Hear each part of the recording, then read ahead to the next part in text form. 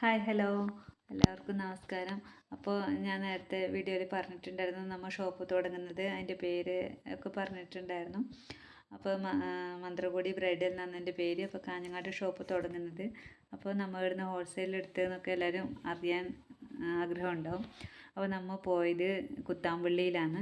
അപ്പോൾ കുത്താമ്പള്ളി ഇപ്പോൾ ഏകദേശം എല്ലാവർക്കും അറിയാമല്ലോ, ഒരുപാട് ഷോപ്പുകളുള്ള ഒരു സ്ഥലമാണ്. അപ്പോൾ നമ്മൾ കാഞ്ഞങ്ങാട് നിന്നാണ് പോയത്. കാഞ്ഞങ്ങാട് ഉച്ചയ്ക്ക് ട്രെയിൻ ഉണ്ടായിരുന്നു.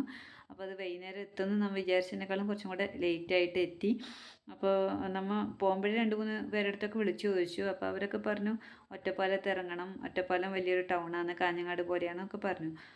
പക്ഷെ നമ്മൾ ഉച്ചയ്ക്ക് ഭക്ഷണമൊന്നും അങ്ങനെ കഴിച്ചില്ല. കാരണം ഏകദേശം പെട്ടെന്ന് എത്തുന്നൊക്കെ ഉള്ള ഇതിലായിരുന്നു. പിന്നെ റിസർവേഷൻ ഒന്നും ചെയ്തില്ല, ലോക്കലിൽ ഇങ്ങനെ കയറിപ്പോയതാണ്.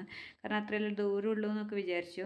പക്ഷേ ഷൊർണൂരും ഒറ്റപ്പാലവും ട്രെയിനിന് ടിക്കറ്റ് 5 രൂപയിൽ തമ്മിൽ വ്യത്യാസമേ ഉള്ളൂ. അപ്പോൾ നമ്മൾ ഒറ്റപ്പാലത്തേക്ക് എടുത്തു, വേണമെങ്കിൽ ഷൊർണൂരിലേക്ക് ഇറങ്ങാമെന്നുള്ള ഒരു 15 രൂപയിൽ 3 പേർക്ക് ആവുള്ളൂ എന്ന് വിചാരിച്ചിട്ട് അങ്ങനെ വിശപ്പൊക്കെ ആയിട്ട് കൊണ്ടുപോയ ബിസ്ക്കറ്റോ ബന്നൊക്കെ കഴിച്ചു. പക്ഷെ അധികം കഴിക്കാനും പറ്റില്ല, എനിക്ക് വയറൊന്നും അത്ര സുഖം ഉണ്ടായിരുന്നില്ല. അപ്പോൾ അധികം കഴിക്കാനും പറ്റില്ല. അത് കഴിഞ്ഞ് കുറച്ച് കഴിഞ്ഞപ്പം ഷൊർണൂരല്ല ആദ്യം എത്തുന്നത്. അപ്പോൾ ഷൊർണൂർ എത്തിയപ്പം നമ്മൾ വിചാരിച്ചു എന്നാൽ ഷൊർണൂർ ഇറങ്ങാം. അവിടുത്തെ റെയിൽവേ സ്റ്റേഷനൊക്കെ കണ്ടപ്പോൾ വിചാരിച്ചു അതായിരിക്കും കുറച്ചും കൂടെ വലിയ സ്റ്റേഷനൊക്കെ ഒരു ധാരണ ഉണ്ടായിരുന്നു. അങ്ങനെ റെയിൽവേ സ്റ്റേഷൻ ഇറങ്ങി. അപ്പോൾ എൻ്റെ നല്ലോണം വിശന്നിട്ട് വയ്യായിരുന്നു. കാരണം ഒരു വിശപ്പ് വന്നിട്ട് അത് കിട്ടുമോ, പിന്നെ രണ്ടാമത് വിശക്കാൻ ആദ്യം തുടങ്ങി.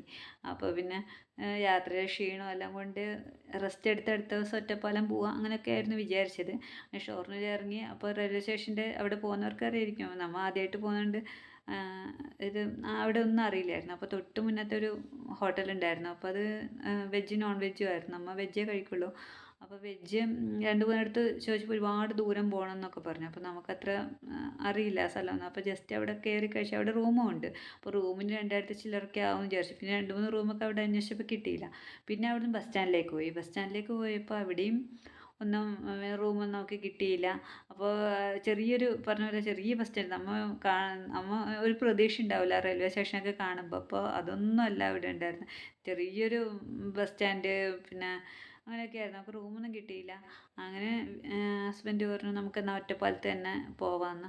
അങ്ങനെ ഒറ്റപ്പാലത്ത് പോയി. അന്ന് തന്നെ ബസ് സ്റ്റാൻഡിൻ്റെ അവിടെ തന്നെ അല്ല നമ്മൾ ഇറങ്ങി. അപ്പോൾ അവിടുത്തെ ഒരു ചേച്ചിയോട് ചോദിച്ചിരുന്നു ബസ് സ്റ്റാൻഡ് വേറെ ഉണ്ടോ, പിന്നെ എന്ന് വെച്ചാൽ പുതിയ ബസ് സ്റ്റാൻഡ് പഴയ ബസ് സ്റ്റാൻഡ് ചില സ്ഥലത്തൊക്കെ ഇപ്പോൾ അങ്ങനെ ഉണ്ടല്ലോ. അപ്പോൾ അങ്ങനെ ചോദിച്ചു. അപ്പോൾ ചേച്ചി പറഞ്ഞു ഇല്ല, ഇവിടുത്തെ ഷൊർണൂരിലത്തെ ബസ് സ്റ്റാൻഡ് ഇത് തന്നെയാണെന്ന് പറഞ്ഞു. അങ്ങനെ പിന്നെ അവിടെ നിന്നില്ല, അവിടുന്ന് ബസ് പിടിച്ച് ഒറ്റപ്പാലത്തേക്ക് പോയി. ഒറ്റപ്പാലത്തേക്ക് പോയപ്പം ജസ്റ്റ് അവിടെ ഇറങ്ങിയപ്പോൾ തന്നെ നമുക്ക്, കാരണം രാത്രിയായി അപ്പോഴത്തേക്ക് അവിടെ എത്തിയപ്പോൾ തന്നെ. രാത്രി ആകുമ്പോൾ പിന്നെ നമുക്ക് പെട്ടെന്ന് ലൈറ്റിൻ്റെ ഇതിൽ ഇപ്പോൾ റൂമിൻ്റെ ഒക്കെ ഒരു ചുവന്ന ലൈറ്റ് വെച്ചല്ലോ പെട്ടെന്ന് കാണാൻ പറ്റില്ല. ബസ് നമ്മൾ ഇറങ്ങി ജസ്റ്റ് ബസ് സ്റ്റാൻഡ് പുറത്ത് ഇറങ്ങിയപ്പോൾ തന്നെ ഒരു ഇത് കിട്ടി, നമുക്ക് റൂം കിട്ടി. 1000 ചില്ലറ രൂപക്ക് നല്ലൊരു അടിപൊളി റൂം കിട്ടി. പിന്നെ അതുപോലെ വെജ് ഹോട്ടൽ, 3 വെജ് ഹോട്ടൽ ഉണ്ടായിരുന്നു. അങ്ങനെ വെജ് ഹോട്ടൽ കിട്ടി. അങ്ങനെ കുറച്ച് വലിയ ഒരു ഇത് ബസ് സ്റ്റാൻഡ് തന്നെയായിരുന്നു ഒറ്റപ്പാലം എന്ന് പറയുന്നത്. എന്തായാലും ഷൊർണൂരിനെ അപേക്ഷിച്ച് അതിനെക്കാട്ടും വലിയൊരു ബസ് സ്റ്റാൻഡ് തന്നെയായിരുന്നു ഒറ്റപ്പാലം എന്ന് പറയുന്നത്. അപ്പോൾ ഒറ്റപ്പാലത്ത് നിന്ന് പിന്നെയും കുറച്ചും കൂടെ ബസ്സിൽ പോകണം. അപ്പോൾ അന്ന് എന്തായാലും ഒരുപാട് ലേറ്റായി, രാത്രിയൊക്കെ ആയി. അന്ന് നമ്മൾ അവിടെ നിന്ന് യാത്ര ചെയ്തില്ല. അപ്പോൾ ഒറ്റപ്പാലത്ത് എന്തായാലും അവിടെയൊക്കെ ഒന്ന് ചുറ്റിക്കറങ്ങി ഭക്ഷണമൊക്കെ കഴിച്ച് ബസ് സ്റ്റാൻഡിലൊക്കെ പോയി ഇങ്ങനെ കറങ്ങിയിട്ട് റൂമിലേക്ക് ആദ്യം പോയി ലഗേജൊക്കെ വെച്ചു. പിന്നെ താഴെ വന്നിട്ട് പിന്നെ ഇതൊക്കെ കറങ്ങിയിട്ട് പിന്നെ തിരിച്ച് റൂമിലേക്ക് തന്നെ വന്നു. അത് കഴിഞ്ഞിട്ട് പിന്നെ അടുത്ത ദിവസം രാവിലെയാണ് നമ്മൾ കുത്താമ്പള്ളിയിലേക്ക് പോയത്. അപ്പോൾ അത് നെക്സ്റ്റ് വീഡിയോയിൽ പറയാം, അല്ലെങ്കിൽ ലെങ്ത് ഒരുപാട് അധികമായി പോകും.